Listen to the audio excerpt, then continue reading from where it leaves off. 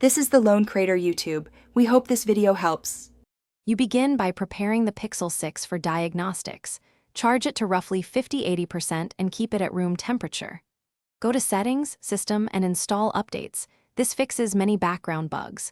Once done, check battery usage to spot top consumers. Tap apps to restrict them. Turn off Bluetooth, NFC, and Wi-Fi when you do not need them, because radios wake the processor. Make sure adaptive battery is enabled. It learns usage and limits drain over time. Now you tackle the more detailed fixes.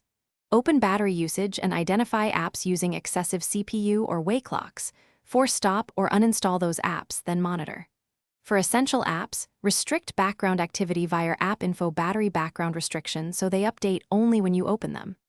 Adjust display. Disable always on, lower brightness, and shorten screen timeout to 15–30 seconds.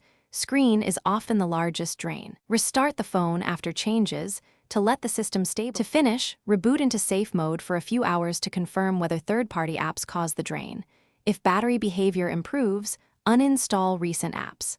If problems persist, reset network settings to clear corrupted connections, and only as a last resort perform a factory reset. Backup first.